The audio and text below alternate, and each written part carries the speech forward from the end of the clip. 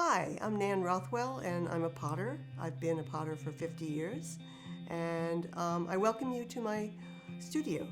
I started making pots in England, went to art school there and then moved back to the United States and set up a studio in Crozet.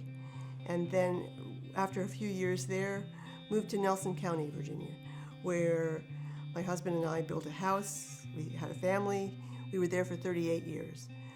Relatively recently, we've moved here to this house in Charlottesville. The Crozet Arts and Crafts show has been going on for many years, and in order to support the Crozet Arts and Crafts community, I've set up my digital booth. This is an experiment for all concerned. None of us have ever done this before, but I hope you can take a look around in my online store, and if you see something you like, it should be easy to order it. I know it's hard to buy a piece of pottery when you can't hold it in your hand, but I hope you'll take a look at the pots in my store. I've done my best to take them from several angles and to give you their size and shape.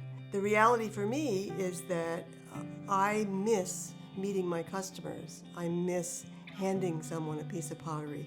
But the online store has been good in many ways because it has expanded the range of who could see my work. This is a Bailey kiln, a Cone 10 kiln.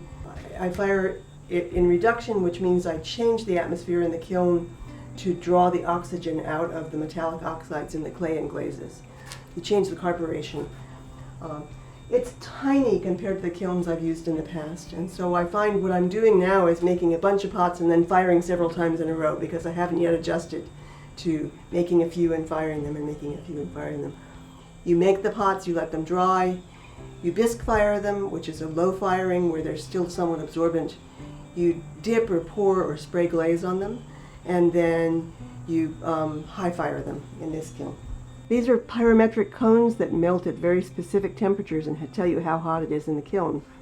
Let me show you. So you set them right here during the firing, and then during the firing you can pull a brick out like this and look in and see how much they've melted. And when they're all done, they start out looking like that, and when they're fully fired, they end up looking like this.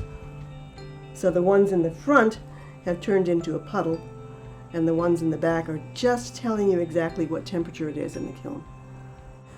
So these are some examples of the pots in my online store. They are, in fact, just a small set of them. There are other things that I didn't grab out just now to show you, but this color range is actually my personal favorite. This is called Carbon Trap Chino, and I just love the variation that you get in this glaze. Sometimes it goes almost black like this, sometimes it stays orange like that, and I like them both. I like all of the above. This is a new glaze for me that I got from my friend Roger Rood, and I'm just learning how to use it.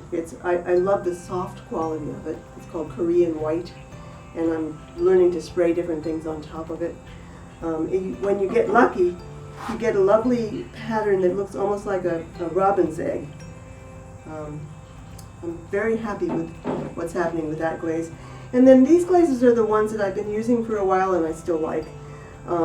And what I tend to do with them is to vary them by spraying. I don't like pots to look the same all the way around. So I tend to spray different colors on different sides just to give them a little variety.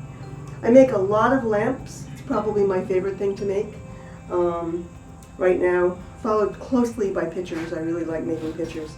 I also make and sell a lot of bowls and mugs and teapots, just pots made to be used. My way into making pottery is that I want you to take it home and eat out of it and drink out of it and sit underneath this light and plant things in it and just engage with it and use it. That's why I'm making pots, to make beautiful things for people to use.